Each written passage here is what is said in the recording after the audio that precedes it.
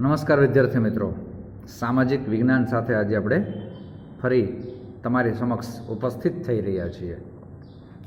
હવે ગઈકાલે એટલે કે છેલ્લે આપણે આતંકવાદ વિશે ચર્ચા કરી. હવે આજે આપણે જોઈએ છીએ ચેપ્ટર નંબર 19 માનવ વિકાસ, કે માણસનો વિકાસ કેવી રીતે થાય છે. બરાબર, એના વિશે આપણે માહિતી મેળવવાની છે અને આગળ વધવાનું છે. હવે જો પરિવર્તન છે ને એ સંસારનો નિયમ છે. પરિવર્તન તો આવે કેવી રીતે? તો કે ભાઈ નાનું બાળક હોય ધીમે ધીમે પુખ્ત ઉંમરનો મોટો માણસ બને. બાળકનો જન્મ થાય તો એ બાળક જ આખી જિંદગી નથી રહેતો. ધીમે ધીમે ધીમે એની વૃદ્ધિ થાય, ઉંમર વધે અને પછી એ પુખ્ત પુરુષ બની જાય છે. એટલે કે અમુક સમય સુધી માણસનો વિકાસ થાય. પછી શું થાય? એની હાઇટ છે અમુક સમય સુધી વધે, પછી એ પુખ્ત વ્યક્તિ બની ગયો. પછી એમાં એ એમનેમ જળવાતો નથી.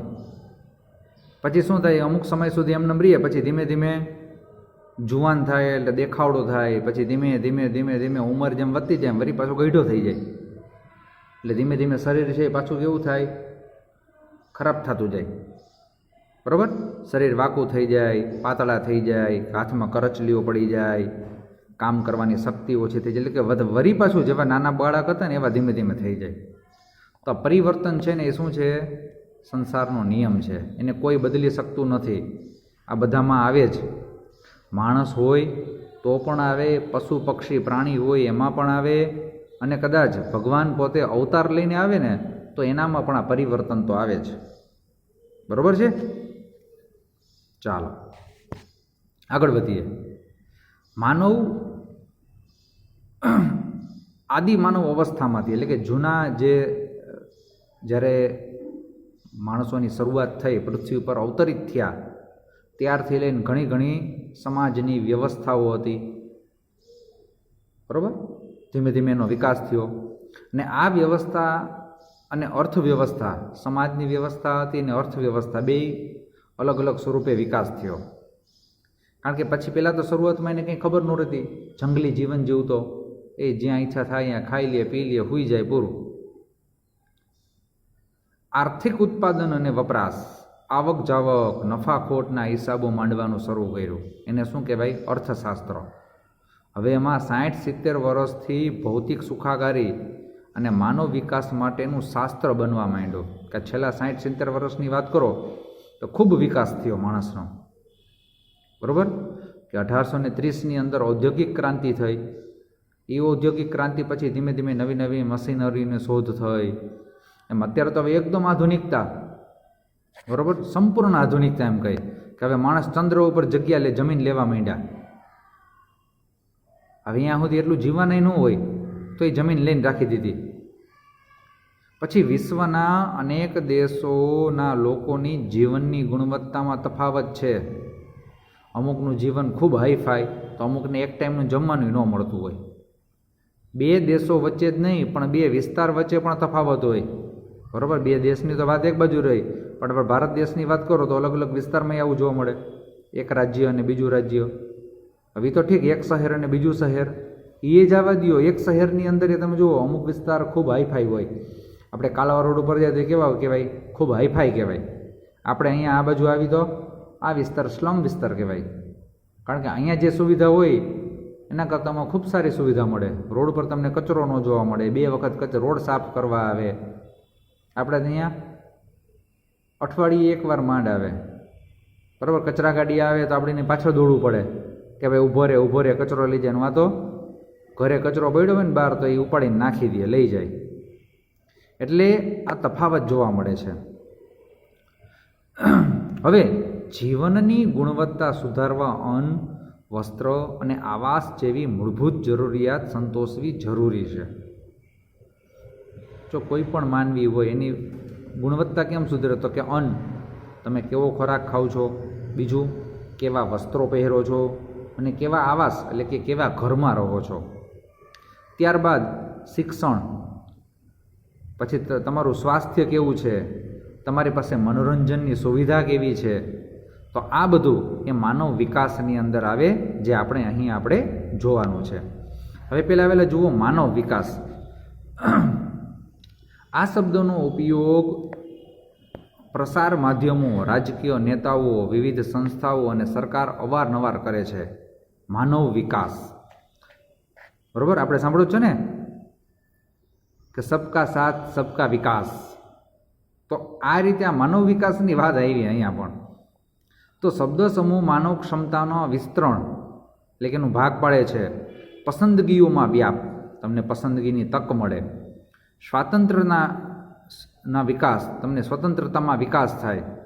માનવ અધિકારોના અમલ રૂપે વપરાય, માણસના જે અધિકારો છે એ પ્રાપ્ત થાય. માનવ વિકાસ કેવળ શિક્ષણ એટલે કે માત્ર શિક્ષણ, આરોગ્ય, પોષણ અને સંસાધનોના નિયંત્રણમાં કરતાં કંઈક વધુ બાબતોનો સંકેત આપે છે. એવું નથી કે તમને હાલો શિક્ષણ સારું મળ્યું, આરોગ્ય સારું મળ્યું, પોષણ એટલે કે આપણી જરૂરિયાત પૂરી થઈ, અને સંસાધનો, કુદરતી સંપત્તિ મળી એટલે કે તમારો વિકાસ થઈ ગયો, એવું નથી. એના માટે ઘણી બધી બાબતોનો વિચાર કરવો પડે. હવે એમાં જોઈએ માનવ વિકાસ. એ માનવીની આકાંક્ષાઓ અને જરૂરી હોય તેવી જીવન નિર્વાહની સુવિધાઓ વિસ્તારવાની પ્રક્રિયા છે. જો શું કહે છે યાદ રાખજો, માનવ વિકાસ એ માનવીની આકાંક્ષાઓ અને જરૂરી હોય તેવી જીવન નિર્વાહની સુવિધાઓ વિસ્તારવાની પ્રક્રિયા છે. આપણી જે આકાંક્ષાઓ, આપણી ઈચ્છાઓ છે એ બધી પૂરી કરે, અને આપણી સુવિધા વિસ્તારવાની, મતલબ કે વધુને વધુ સુવિધા પ્રાપ્ત થાય એ રીતની વ્યવસ્થા. બરાબર, આ વ્યાખ્યા કોને આપી? UNDP એ આવી. આગળ આવશે બરાબર કે ભાઈ UNDP સંયુક્ત રાષ્ટ્ર વિકાસ કાર્યક્રમ, આવું એનું ગુજરાતી થાય. બરાબર, કે જેને યુનાઇટેડ નેશન્સ ડેવલપમેન્ટ પ્રોગ્રામ એવા નામથી ઓળખવામાં આવે છે. હવે જુઓ કે માનવ વિકાસ, એક જ મિનિટો,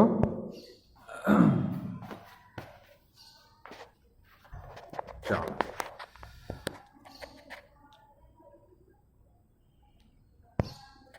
માનવ વિકાસ એ વિકાસની દિશામાં માનવ કેન્દ્રિત અભિગમ છે. એટલે કે મુખ્ય કેન્દ્રમાં કોણ છે? માણસ.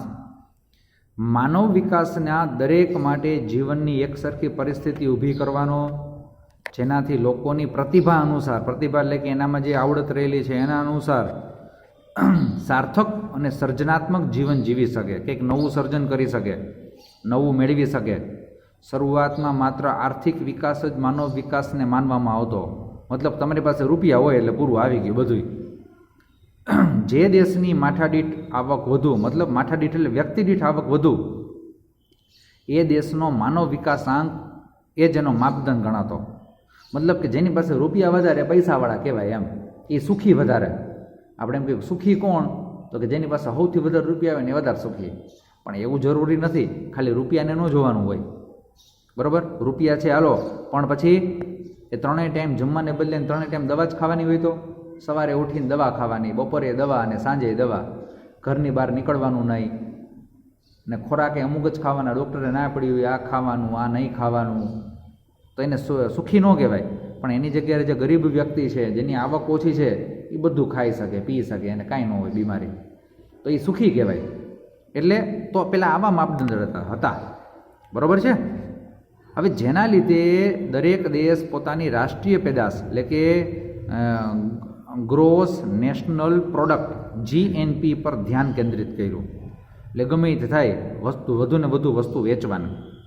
આર્થિક વિકાસ છતાં લોકોના જીવન ધોરણમાં કોઈ પરિવર્તન ન આવ્યું. મતલબ કે જેવું જીવન જીવતા હતા એવું જીવ, એમાં જીવનમાં કંઈ ફેરફાર ન થયો. એટલે માથાદીઠ આવક વધવા છતાં જીવન ધોરણ કે સુખાકારી પર વ્યાપક અસર ન થઈ. મતલબ કે એને સુખ ન મળ્યું. તો આમ આર્થિક વિકાસથી માનવ વિકાસ ક્યારેય થતો નથી. માત્ર આવક નહીં, પણ આવકનો ઉપયોગ કઈ રીતે કરવો એ પણ વિકાસને આધાર રાખે છે. માનવ વિકાસના 4 આવશ્યક સ્તંભો છે. કયા કયા? સમાનતા, સ્થિરતા, ઉત્પાદકતા અને સશક્તિકરણ. બરાબર, સમાનતા એટલે બધામાં સમાન ભાવના હોવી જોઈએ. સ્થિરતા એટલે માણસની આવક સ્થિર હોવી જોઈએ, પોતે સ્થિર હોવો જોઈએ. ઉત્પાદકતા એટલે કે નવું નવું ઉત્પાદન કરવાની આવડત એનામાં હોવી જોઈએ. અને સશક્તિકરણ એટલે કે પોતાની રીતે કંઈક નવું સંશોધન કરી શકે, આગળ વધી શકે એવો સક્ષમ હોવો જોઈએ. બરાબર છે. આપણી આવક ગમે એટલી હોય, રોજનું કમાઈને રોજનું વાપરી નાખતા હો, પણ પછી એ આવકમાંથી આપણે ભવિષ્યનો વિચાર કરવો જોઈએ. ભવિષ્યમાં કઈ રીતે આગળ વધવું એ પણ એમાં વિચાર કરવો જોઈએ. હવે જો માનવ વિકાસ એટલે શું, જેની વિગત આપી છે. બરાબર, ચાલો જોઈએ.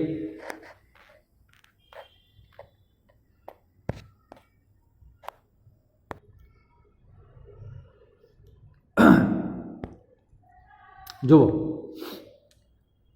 માનવીને પોતાની રસ, રુચિ, આવડત, બુદ્ધિ ક્ષમતા અનુસાર સફળ અને સર્જનાત્મક જીવન જીવવામાં સહાયક બને. જો વિકાસ કોને કહેવાય? આપણે તમારે જેમાં રસ હોય, તમારી બુદ્ધિ ક્ષમતા અનુસાર તમે ધંધો વ્યવસાય કરી શકો, તમને સુખ સગવડ મળે, એને વિકાસ કહેવાય. માનવ ક્ષમતાઓનું નિર્માણ થાય, આપણી અંદર જે ક્ષમતાઓ છે એ બહાર આવે, સમાનતા પ્રાપ્ત થાય, એક થાય, વિવિધ ક્ષેત્રોમાં પસંદગીઓનો વ્યાપ વધે, આપણે પસંદગી કરી શકીએ. બરાબર, માર્કેટની અંદર કંઈ વસ્તુ લેવા જાય તો કેમ આપણે પસંદગી મળે છે? ડીમાર્ટની અંદર જાય તો ઘણા બધા પ્રકારના સાબુ પડ્યા હોય તો આપણે પસંદગી મળી, જે આપણે જોતો હોય એ લઈ શકીએ. બાકી તમે અમુક દુકાને જાઓ, ગામડાની અંદર શું હોય, એકાદ બે દુકાન હોય. હવે સાબુ માગવા જાઓ, તમારે જોતો હોય લક્ષ, એમ કે ભાઈ લક્ષ નથી, આ એક જ છે સાબુ, જોતો હોય તો લ્યો, નકર કાંઈ નહીં. તેમાં પસંદગીની તક આપણે ન મળી. બરાબર. પછી માનવી તંદુરસ્ત, આરોગ્યમય, સ્વસ્થ અને દીર્ઘાયુ જીવન જીવે. તંદુરસ્તી સારી હોવી જોઈએ, આરોગ્યમય એટલે કે દવાની સુવિધા તાત્કાલિક મળે, સ્વસ્થ, બીમાર ઓછો પડે, અને દીર્ઘાયુ એટલે કે લાંબુ જીવન જીવે. પછી માહિતી અને શિક્ષણ દ્વારા જ્ઞાન પ્રાપ્ત થાય. બરાબર, નવું નવું જાણવા મળે. આર્થિક ઉપાર્જનની તક પ્રાપ્ત થાય, મતલબ રૂપિયા કમાવા માટે નવી નવી તક, ગમે એ ધંધો કરી શકે, રૂપિયા કમાઈ શકે. ઊંચા જીવન ધોરણ માટે કુદરતી સંસાધનો સમાન રીતે ઉપલબ્ધ બને, જે કુદરતી સંપત્તિ છે એનો યોગ્ય રીતે ઉપયોગ કરી શકે. પછી ગુણવત્તાસભર જીવનશૈલી પ્રાપ્ત થાય, કે એની જીવનશૈલી, જીવનની રીતમાં ગુણવત્તા મળે, સારી વસ્તુ, ગુણવત્તાવાળું સારું જીવન જીવી શકે. ગંદકીનો યોગ્ય નિકાલ થાય અને સ્વાસ્થ્ય સંબંધી પરિસ્થિતિ સુધરે, કે જે કાંઈ ગંદકી હોય આજુબાજુમાં એ દૂર થાય. હવે ગંદકી દૂર થશે તો શું થાય? સર, રોગચાળો ઓછો થાય, લોકો બીમાર ઓછા પડે. એટલે કે એની યોગ્ય વ્યવસ્થા કરો જેથી કરીને ગંદકી દૂર થાય. વ્યક્તિગત અને સામાજિક સુરક્ષા પ્રાપ્ત થાય, કે પોતે પણ સુરક્ષિત રહીએ, સમાજની દ્રષ્ટિએ પણ એને સુરક્ષા મળે.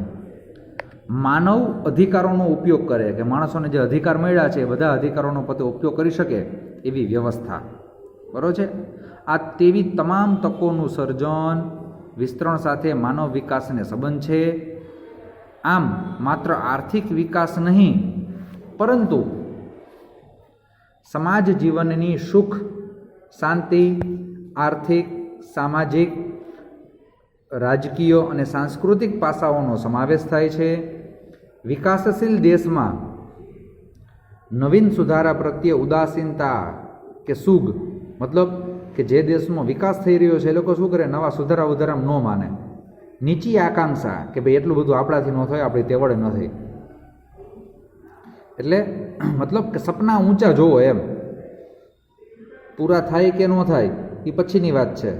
તમે એવું નક્કી કરો કે ભાઈ આપણે ચાલો પાસ થઈ જાય એટલે ઓહો હવે તો એ ખાલી પાસ જ થાય. પણ તમે એમ નક્કી કરો કે ભાઈ મારે 90 PR લેવા છે અથવા 90% તો મેળવવા જ છે, કે ગમે તેમ થાય, સામાજિક વિજ્ઞાનમાં મારે 100માંથી 100 માર્ક લેવા છે, બધું પાકું કરી નાખવાનું. પછી ન આવે તો કાંઈ નહીં ને, નહીં આવે તો કોઈ તમને ફાંસી તો નહીં ચડાવી દે. 100 ન આવે તો કાંઈ નહીં, તમે 100ની મહેનત કરશો તો 90 તો આવશે ને. તો અંતે ફાયદો કોનો છે? તમને, કારણ કે તમારી ટકાવારી વધી જાય, PR વધી જાય. એટલે આકાંક્ષા હંમેશા ઊંચી રાખવાની. બરાબર. નિરક્ષરતા, અભણ માણસો છે અહીંયા આપણે બહુ. વાલીઓ કઈ થાકી ગયા, ભાઈ ભણો ભણો, સાહસ વૃત્તિનો અભાવ, કંઈક સાહસ કરી જ નહીં કે હાલશે હાલો નામાં કે સાહસ નથી કરવું, એમ થશે નુકસાની આવશે. તો વહેમ અને અંધશ્રદ્ધા, જૂની પદ્ધતિ આપણે રાખી, અંધશ્રદ્ધા રાખીએ, બિલાડી આડી આવે તો ઉભરી બિલાડી આડી ઉતરી. પછી જૂનવાણી માનસ, આપણા મગજ જૂના જ છે હજી, જૂની પુરાણી રૂઢિઓ જે બધું હાયલું આવતું એ પ્રકારે જ આપણે માનીએ. રિવાજો, બરાબર, રિવાજ જૂના કે ભાઈ ના બધાને આમ જમાડવા જ પડે ને ઓલું કરવું જ પડે, નકર આપણે સમાજમાં મોઢું ન બતાવી શકીએ ને એવું બધું હાયલા રાખે. ઉપરાંત ભૌતિક અને કુદરતી સંસાધનોના અપૂરતા ઉપયોગ, કુદરતી સંપત્તિ છે એનો આપણે ઉપયોગ નથી કરી શકતા, જેના લીધે આર્થિક વિકાસ અને સામાજિક વિકાસ થઈ શક્યો નથી, પૂરેપૂરો વિકાસ થઈ શક્યો નથી. બરાબર છે, આ સમજૂતી છે, આટલી સમજૂતી રાખીએ છીએ. આજે હોમવર્કમાં શું કરવાનું છે ચાલો જોઈ લઈએ. સૌપ્રથમ અહીંથી માનવ વિકાસ, બરાબર, એની વ્યાખ્યા ખાલી લખવાની છે અહીંયા. બરાબર, શું લખવાનું કે માનવ વિકાસ એ માનવીની આકાંક્ષાઓ અને જરૂરી હોય તેવી જીવન નિર્વાહની સુવિધાઓ વિસ્તારવાની પ્રક્રિયા છે. યુએનડીપી આ વ્યાખ્યા. હવે વ્યાખ્યા લખાઈ જાય એટલે નીચે જે મુદ્દા આપ્યા છે ને એ તો બધાય લખવાના. હો ભાઈ, હા, સારા અક્ષરે લખવાના છે અને પાકા પણ કરવાના છે. માનવ વિકાસ એટલે શું, આ જે બધા પોઈન્ટ કરેલા છે ને અહીં સુધીના 1 2 3 4 5 6 7 8 9 અને 10 પોઈન્ટ છે. 10 પોઈન્ટ સારા અક્ષરે રફબુકની અંદર લખવાના છે અને પાકા કરવાના છે. બરાબર છે.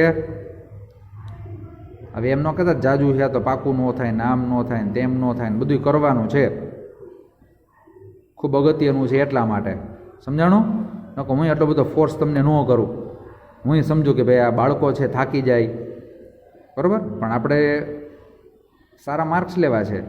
અપેક્ષા હંમેશા ઊંચી રાખવાની, સપના હંમેશા ઊંચા જોવાના, નીચા કોઈ દી સપના જ નહીં જોવાના. એટલે આપણે લખવું જરૂરી છે. બરાબર. હવે અહીંયા શું કરવાનું, જો આમ વિડીયો ચાલુ હોય ને તો આમ રાખી સ્ટોપ કરી દેવાનો, પુશ કરી દેવાનો વિડીયો, એટલે વિડીયો ચોંટી જાય આમનો, એટલે ફટાફટ પછી લખી લેવાનું. બરાબર છે. ચાલો આટલું રાખીએ છીએ, ફરી મળશું ત્યારે આગળ વધશું. અસ્તુ.